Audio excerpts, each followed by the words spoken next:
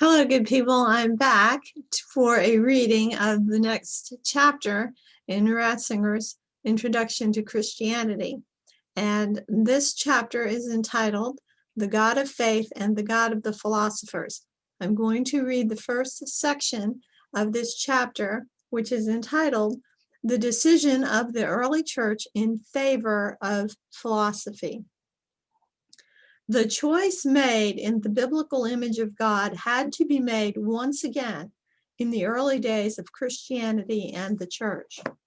At bottom, it has to be made afresh in every spiritual situation, and thus always remains just as much a task as a gift. The early Christian proclamation of the gospel and the early Christian faith found themselves once again in an environment teeming with gods, and thus once again facing the problem with which Israel had been confronted in its original situation and in its debate with the great powers of the exilic and post-exilic period. Again, it was a question of stating which God the Christian faith really had in mind. It is true that the early Christian decision could base itself on the whole preceding struggle, especially on the last phase of it, on the words of the Deutero-Isaiah and the wisdom literature, on the step that had been taken in the Greek translation of the Old Testament, and finally on the writings of the New Testament, especially St. John's Gospel. It was in the wake of this whole series of events that early Christianity boldly and resolutely made its choice and carried out its purification by deciding for the God of the philosophers and against the gods of the various religions. Wherever the question arose as to which God the Christian God corresponded, Zeus perhaps, or Hermes, or Dionysius, or some other god, the answer ran to none of them. To none of the gods to whom you pray, but solely and alone to him you do not pray. To him to whom you do not pray. To that highest being of whom your philosophers speak. The early church resolutely put aside the whole cosmos of the ancient religions, regarding the whole of it as deceit and illusion, and explained its faith by saying, when we say God, we do not mean or worship any of this. We mean only being itself. That's being with a capital B. What the philosophers have expounded as the ground of all being, as the God above all powers, that alone is our God.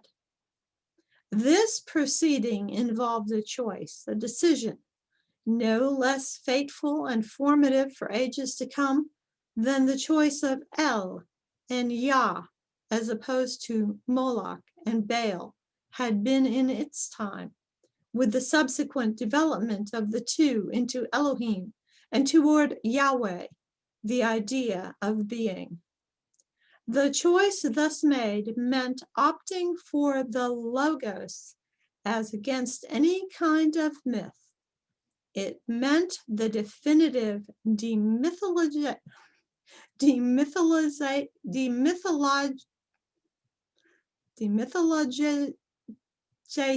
of the world and of religion. Was this decision for the Logos rather than the myth the right one? To find the answer to this, we must keep in view all our previous reflections on the inner development of the biblical concept of God, the last stages of which had in essentials already determined that the position to be taken up by Christianity in the Hellenistic world should be this one. On the other side, it must be noted that the ancient world itself knew the dilemma between the God of faith and the God of the philosophers in a very pronounced form. Between the mythical gods of the religions and the philosophical knowledge of God, there had developed in the course of history a stronger and stronger tension, which is apparent in the criticism of the myths by the philosophers, from Xenophanes to Plato, who even thought of trying to replace the classical Homeric mythology with a new mythology appropriate to the Logos. Contemporary scholarship is coming to see more and more clearly that there are quite amazing parallels in chronology and content between the philosophers' criticism of the myths in Greece and the prophets' criticism of the gods in Israel. It is true that the two movements start from completely different assumptions and have completely different aims, but the movement of the Logos against the myth, as it evolved in the Greek mind in the philosophical Enlightenment, so that in the end it necessarily led to the fall of the gods, has an inner parallelism with the Enlightenment that the prophetic and wisdom literature cultivated in its demythologization of the divine powers in favor of the one and only God. For all the differences between them, both movements coincide in their striving toward the Logos. The philosophical Enlightenment and its physical view of being, and that's physical with in quotes, its physical view of being pressed the mythological semblance farther and farther back, though certainly without doing away with the religious form of the worship of the gods. The ancient religion did eventually break up because of the gulf between the God of faith and the God of the philosophers, because of the total dichotomy between reason and piety. That no success was achieved in uniting the two, that reason and piety moved farther and farther apart, and the God of faith and the God of the philosophers were separated from each other, meant the inner collapse of the ancient religion.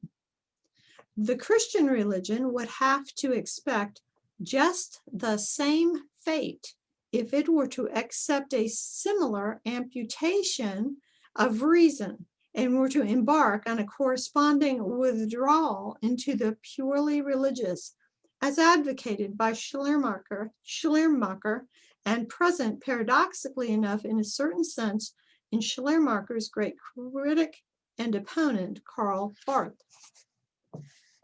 The opposing fates of myth and gospel in the ancient world, the end of myth and the victory of the gospel, are fundamentally to be explained from the point of view of intellectual history by the opposing relationship established in either instance between religion and philosophy, between faith and reason. The paradox of ancient philosophy consists, from the point of view of religious history, in the fact that intellectually it destroyed myth, but simultaneously tried to legitimize it afresh as religion. In other words, that from the religious point of view, it was not revolutionary, but at the most evolutionary. That it treated religion as a question of the regulation of life, not as a question of truth. Paul, following the wisdom literature, has described this circumstance in his epistle to the Romans. And he references Romans, the first chapter, verses 18 through 31. In the language of the prophetic sermon or Old Testament wisdom discourse with perfect accuracy. I'm going to read that sentence again because I broke it up oddly. Paul, following the wisdom literature, has described this circumstance in his epistle to the Romans in the language of the prophetic sermon or Old Testament wisdom discourse with perfect accuracy. The reference to this mortal fate of the ancient religion and to the paradox implicit in the separation of truth and piety occurs in the book of Wisdom, chapters 13 through 15. Paul recapitulates in a few verses what is said there in some detail. accounting for the fate of the ancient religion by the division between logos and myth. Quote, "For what can be known about God is plain to them because God has shown it to them. But although they knew God, they did not honor him as God or give thanks to him. They exchanged the glory of the immortal God for images resembling mortal man or birds or animals or reptiles." Religion did not go the way of the logos, but lingered in myths already seen to be devoid of reality. Consequently, its decline was inevitable. This followed from its divorce from the truth, a state of affairs that led to its being regarded as a mere institutio vitae, that is, as a mere contrivance and an outward form of life. The Christian position, as opposed to this situation, is put emphatically by Tertullian when he says, with splendid boldness, "Christ called himself truth, not custom." In my view, this is one of the really great assertions of patristic theology. In it, the struggle of the early church and the abiding task with which the Christian faith is confronted if it is to remain itself is summed up with unique conciseness. The idolization of the tradition of the city of Rome, which had made its own customs into a self-sufficient code of behavior, was challenged by the truth and its claim to uniqueness. Christianity thus put itself resolutely on the side of truth and turned its back on a conception of religion satisfied to be mere outward ceremonial that in the end can be interpreted to mean anything one fancies. Another observation may help to clarify the point. The ancient world had finally tried to face up to the dilemma of its religion, to its divorce from the truth of the knowledge attained through philosophy, by adopting the idea of three theologies: physical, political, and mythological theology. It had justified the separation of myth and logos by consideration for the feelings of the people and consideration for the good of the state, insofar as a mythical theology permitted the simultaneous existence of a political theology. In other words, it had in fact weighed truth against custom, usefulness against truth. The exponents of the Neoplatonic philosophy went a step farther by interpreting myth ontologically, expounding it as symbolic theology, and thus trying via interpretation to reconcile it with the truth. But what can go on existing only through interpretation has in reality ceased to exist. The human mind rightly turns to the truth itself, not to what by means of devious interpretation can be shown to be reconcilable with the truth, though no longer containing any truth itself. Both procedures have something frighteningly contemporary about them. In a situation in which the truth of the Christian approach seems to be disappearing, the struggle for Christianity has brought to the fore again the two very methods that ancient polytheism employed to fight and lose in its last battle. On one side, we have the retreat from the truth of reason into a realm of mere piety, mere faith, mere revelation. A retreat that in reality bears a fatal resemblance, whether by design or accident, and whether the fact is admitted or not, to the ancient religion's retreat before the Logos, to the flight from truth to beautiful custom, from nature to politics. On the other side, we have an approach I will call for short, interpreted Christianity. The stumbling blocks in Christianity are removed by the interpretive method, and as part of the process of thus rendering it unobjectionable, its actual content is written off as dispensable phraseology, as a periphrasis not required to say the simple things now alleged by complicated modes of exposition to constitute its real meaning. In contrast to all this, The original Christian option was something quite different. The Christian faith opted, we have seen, against the gods of the various religions and in favor of the God of the philosophers. That is, against the myth of custom and in favor of the truth of being itself and nothing else.